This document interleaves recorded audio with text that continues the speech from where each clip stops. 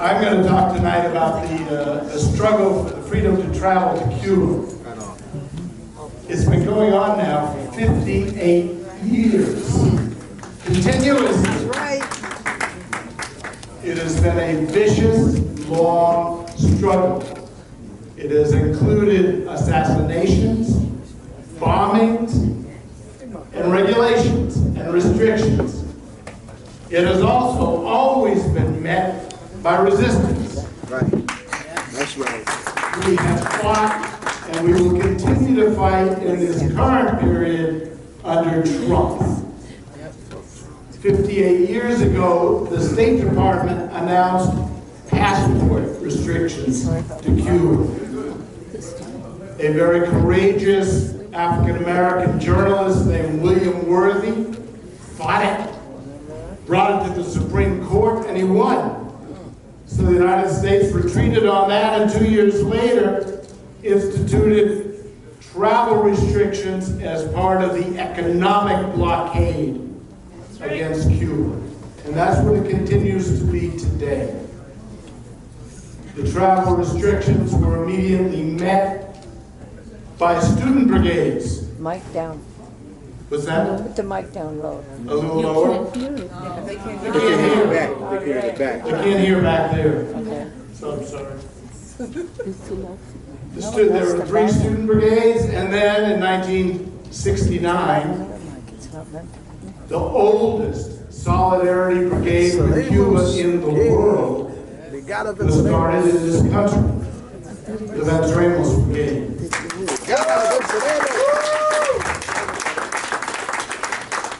And as we meet here tonight, 160 members of the 50th anniversary brigade are in Cuba. Right on.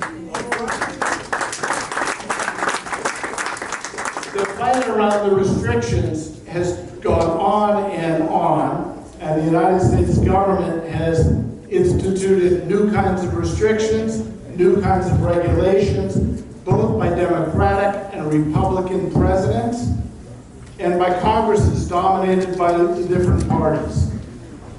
The loosest restrictions have been, as you all know, under President Jimmy Carter and under President Barack Obama. Trump is out on another direction, and he announced these new restrictions just a little while ago, and I'm going to run through those in just a second. I did want to say I read today that there is new legislation before the Congress that will be introduced on Monday in both the House and the Senate to do away with all travel restrictions.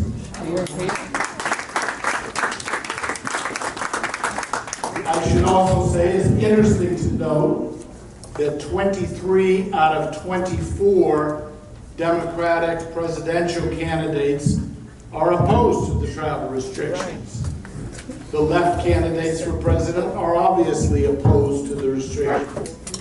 It may be interesting for some of you to know that it's Senator Cory Booker who's in favor of keeping the travel restrictions. Why? Because he has a mentor. His co-senator is Senator Menendez. That's why we ran him out of Newark. Who I also have to mention has never been in Cuba, wasn't born in Cuba, and his parents left Cuba before the revolution. That's right. That's But right. he's still been a fanatic on the question of travel restrictions for all these years. And the mentor tells Cory Booker he'll support his presidential candidacy only if he maintains a Trump view of travel to Cuba.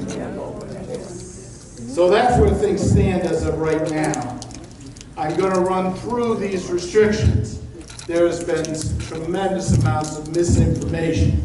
People have said you can't go to Cuba anymore. People have said you can't travel in groups, you can't travel individually, that's where things stand now. None of it is true. But it is true that Trump did 2 very devastating things to the right to travel. There are 12 categories of legal travel to Cuba. One of those categories is educational travel. Right.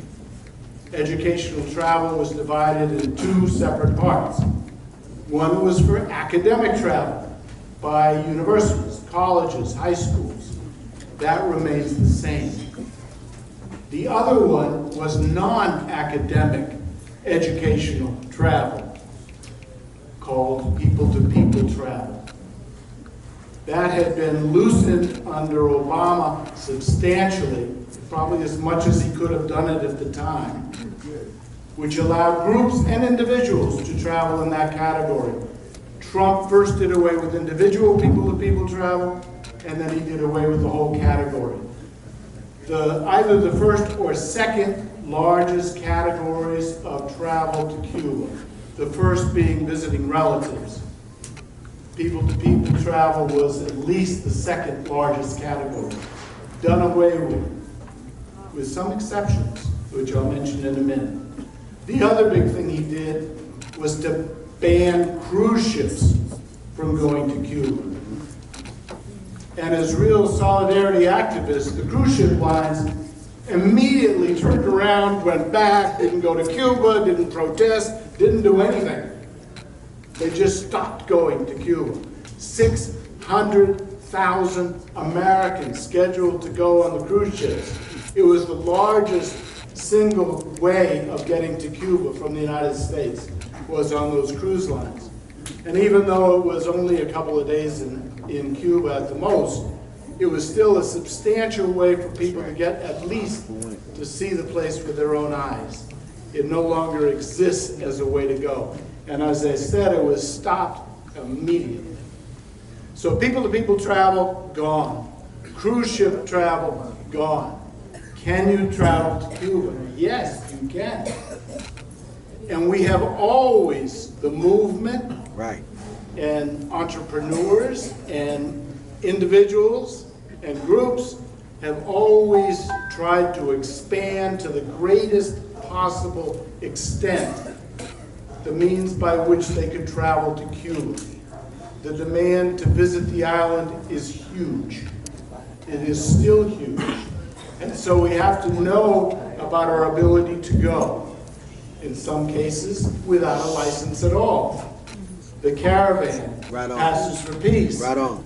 and an incredibly good way to visit Cuba. And I encourage people to travel next year in the next caravan. Legal categories to go, 12 of them. What are they? Well, I mentioned people-to-people travel. If you had booked your people-to-people travel prior to June 5th, even if you had made plans to travel in 2020 under people-to-people travel, you can still do it.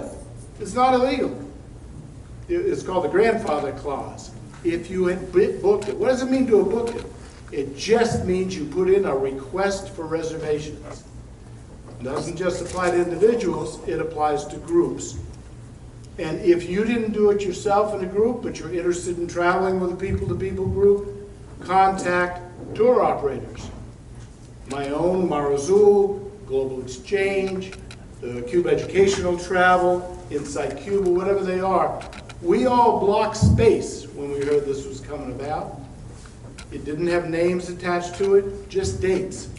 So you may find that you can go under a people-to-people category, even now. Not individually, but with a group. There are requirements around it, but it's possible to do it. The second one, which everyone seems to be using now, and I encourage you to consider it as well, is called Support for the Cuban People. That used to be a really messed up category. Marazul would not send people under that category. Cuba, after a while, wouldn't accept people who went in that category because that was really support the dissidents category. In order to fulfill the requirements, you had to go down, meet with dissidents, and support activity that would increase the so-called independence of Cuban people from the Cuban government. There are still 3 categories to support for the Cuban people. 2 of them are counter-revolutionary, and 1 is not. It just talks about supporting civil society in Cuba. That's all it says. Civil society means one thing to the United States government. It means a whole other thing to the United Nations and to Cuba. And that other thing is what we or anyone else who's organizing travel to Cuba in that category. And you can travel as an individual in that category as well as travel with a group. Any group can go down in that category. So that's the other big one. But there are others too. Visiting relatives. Well, you think of that, of course, as being, and it certainly is for Cuban Americans, to visit their relatives in Cuba.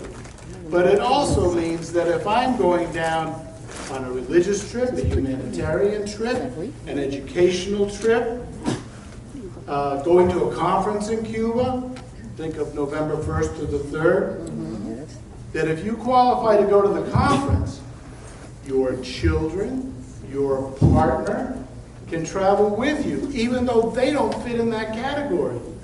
They're traveling down to be with their relative, going to Cuba. It's a really unused and should be a lot better used category of travel to get down there.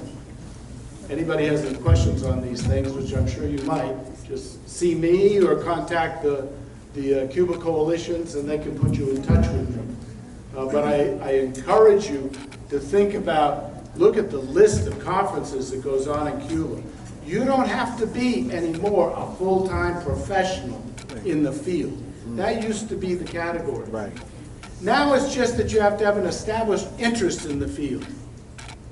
What does that mean for a solidarity meeting? I think you all qualify. What does it mean for an educational conference? You don't have to be a teacher.